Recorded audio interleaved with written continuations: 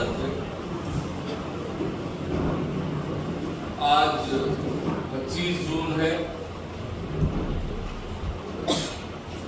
और आज से 50 वर्ष पूर्व 25 जून 1975 को इस देश को आपातकाल में झोंका गया।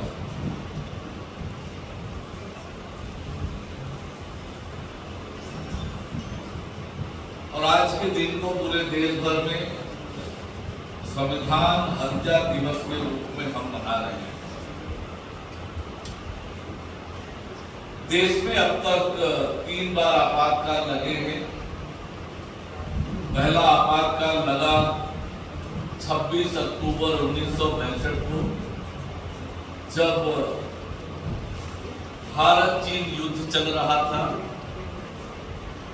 दूसरा आपातकाल लगा 3 दिसंबर 1971 को, जब भारत पाकिस्तान युद्ध चल रहा था।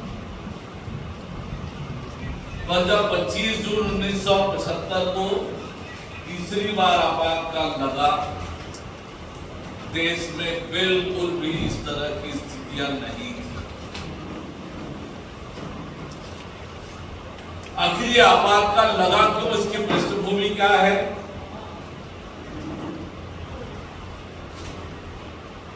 उन्नीस सौ 1971 में जब लोकसभा का चुनाव हुआ, भारी बहुमत से कांग्रेस की सरकार बनी। श्रीमती इंदिरा गांधी देश की प्रधानमंत्री बनी। रायबरेली से चुनाव जीती, राजनारायण जी को उन्होंने हराया। उनके निर्वाचन के खिलाफ उच्च न्यायालय इलाहाबाद में चुनाव याचिका लगी। पर इस बीच देश के हालात बद से बदतर हो रहे थे। देश आर्थिक मंदी की दौर से गुजर रहा था। भ्रष्टाचार और महंगाई चरम सीमा पर थी और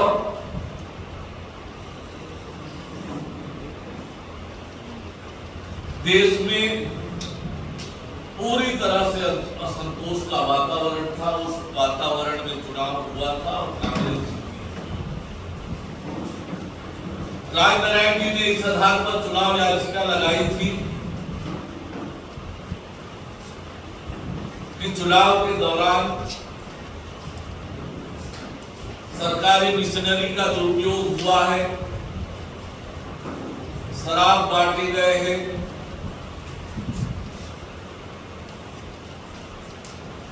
सरकारी मिशनरी का दुरुपयोग हुआ है, सरकारी अधिकारियों का दुरुपयोग किया गया है, चुनाव को प्रभावित करने का काम किया है, भ्रष्ट आचरण का उपयोग हुआ चुनाव जीतने में। चुनाव याचिका की सुनवाई चल ही रही थी। इसी बीच गुजरात में, बिहार में जन आक्रोश बढ़ा और आंदोलन चल रहा था। 8 मई 1974 को जॉर्ज फर्नांडिस जी के नेतृत्व में रेलवे के मुद्दों को लेकर पूरे देश भर में आंदोलन सुलग रहा था। गुजरात में राष्ट्रपति शासन लगाई गई और इसी बीच 12 जून 1975 को इलाहाबाद उच्च न्यायालय का फैसला आता है। जस्टिस जगमोहन सिन्हा ने श्रीमती इंदिरा गांधी के चुनाव को अवैध ठहराता है और उन्हें 6 वर्ष किसी भी चुनाव में के लिए अपात्र घोषित करता है। 12 जून 1975 के इस फैसले के बाद किस प्रकार से वो सत्ता पर काबिज रहे, इसके लिए बहुत प्रकार के हथकंडे अपनाए गए।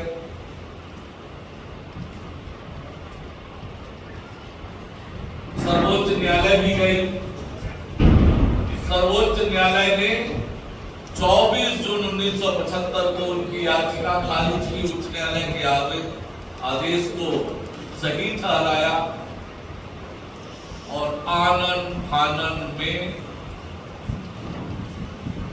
25 जून की रात को देश के आपातकाल में झोंका गया। बिना कैबिनेट के मंजूरी के राष्ट्रपति से ये आदेश निकलवाया गया और देश को आपातकाल में झोंककर लोकतंत्र के चारों स्तंभ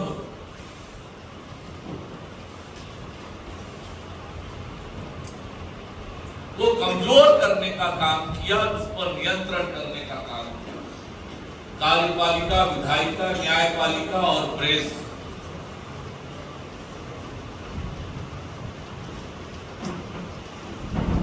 253 पत्रकारों को गिरफ्तार किया गया। प्रेस की लाइटें काट दी गई, सेंसरशिप किया गया और 1 लाख से अधिक लोगों को जेल में ठूसा गया बिना अपराध के। मीसा और DIR एक्ट में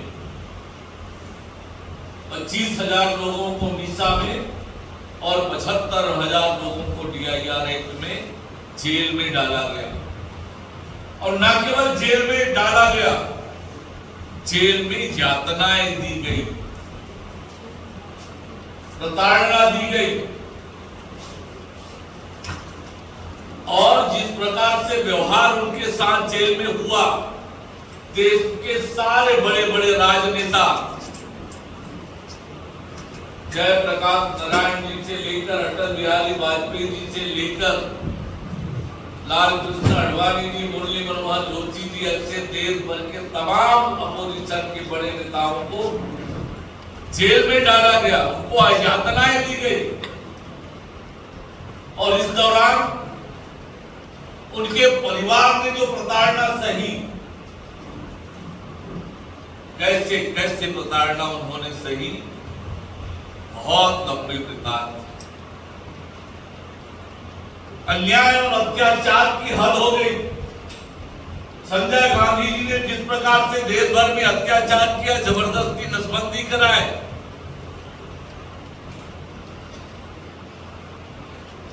राजनाथ सिंह जैसे नेताओं को अपनी माता की अंत्येष्टि में जाने का परमिशन नहीं दिया। इतने अत्याचार किए गए। 21 महीने तक संविधान की हत्या करके लोकतंत्र के चारों पिलर को कमजोर करने का काम कांग्रेस ने, श्रीमती इंदिरा गांधी ने किया। पूरे देश में हालात ऐसे हो गए थे कि पूरे देश को जेल में बंद कर दिया।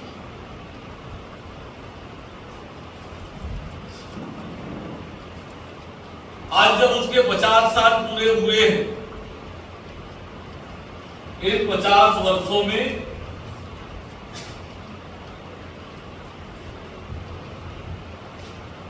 कांग्रेस पार्टी का वो व्यवहार, वो स्वभाव बदला नहीं। ये आपातकाल केवल अपनी सत्ता को बचाने के लिए संविधान का दुरुपयोग किया। केवल देश में कोई ऐसी परिस्थिति नहीं थी। मैंने बताया कि 2 पूर्व के जो आपातकाल है वो भारत चीन, भारत पाकिस्तान युद्ध के दौरान लगे थे, लेकिन इस देश में ऐसी स्थिति नहीं थी। केवल प्रधानमंत्री की कुर्सी पर वो काबिज रहे श्रीमती इंदिरा गांधी, इसलिए देश को आपातकाल में झोंका, अपने खिलाफ उठने वाली आवाज को दबाने के लिए ये सब कुछ किया। लोकतंत्र के चारों स्तंभ पर अपना शिकंजा कसने का काम उन्होंने किया।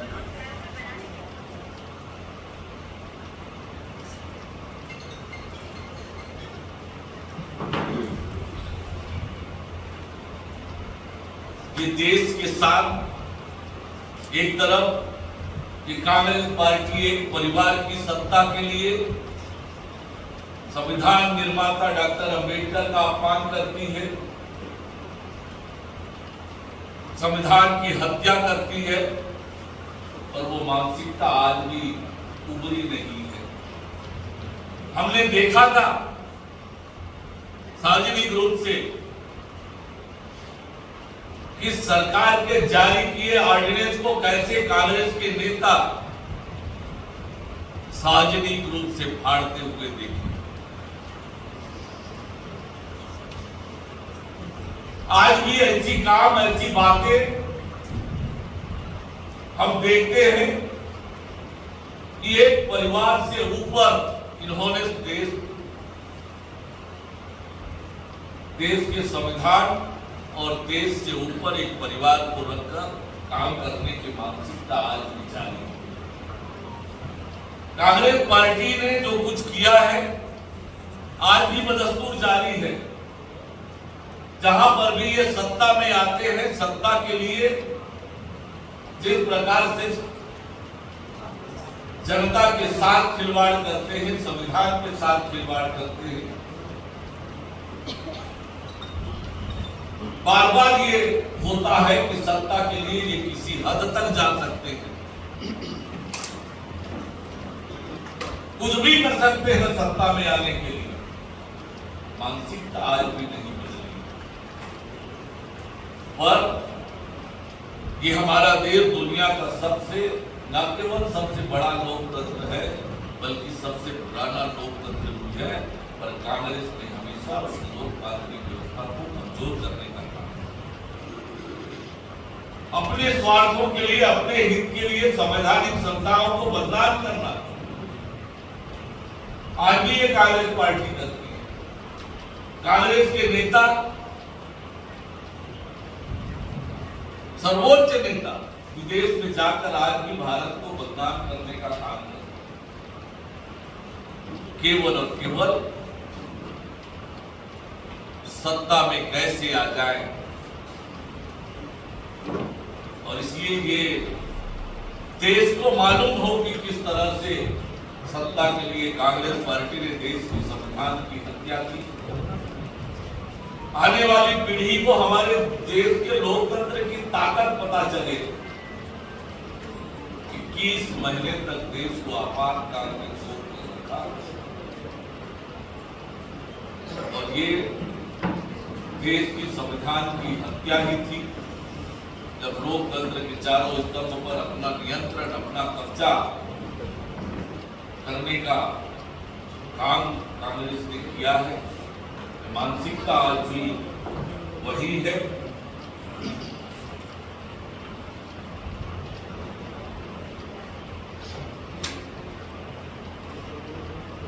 आज की पीढ़ी इन बातों को जाने, समझे, कोई दूसरा व्यक्ति इस तरह की हिमाकत ना कर सके। हमारा देश का संविधान सर्वोपरि है, देश का लोकतंत्र सर्वोपरि है। ये भाव मजबूत हो, इसलिए आज के दिवस को संविधान हत्या दिवस के रूप में हम मनाते हैं। और वास्तव में जो दर्द कांग्रेस की सरकार ने, कांग्रेस पार्टी ने 25 जून 1975 को देश को दिया है, वो देश कभी भूल नहीं सकता है। संविधान क्या है, और इसलिए हम सबकी स्मरण की ये बात रहे। इसलिए आज भारतीय जनता पार्टी पूरे देश भर में सभी मंडलों तक ये कार्यक्रम का, अलग अलग कार्यक्रम का आयोजन कर रही है। जो लोकतंत्र सेनानी है, जिन्होंने देश के लोकतंत्र को बचाने के लिए यातनाएं सही, प्रताड़ना सही, तरुण जिनकी नई नई शादी हुई हो, तरुण है, परिवार के अकेले हो, सब कुछ जेल में डाला 21 में। तो जो लोकतंत्र सेनानी है, उनको सम्मानित करने का काम आज हो रहा है पूरे प्रदेश और देश भर में। विष्णुदेव साय जी की सरकार ने उनके लिए सम्मान निधि बनाई है। हमने जो बनाई थी उन्होंने बंद कर दिया था, ये भी उनकी मानसिकता को दर्शाता है। हमारी सरकार बनी तो फिर से हमने वो चालू किया है। जिन्होंने अपना इतनी प्रताड़ना और तकलीफ सही लोकतंत्र के लिए, लोकतंत्र को बचाने के लिए आज पूरे प्रदेश भर में उनको या उनके परिवार को सम्मानित करने का कार्यक्रम हम कर रहे हैं। सर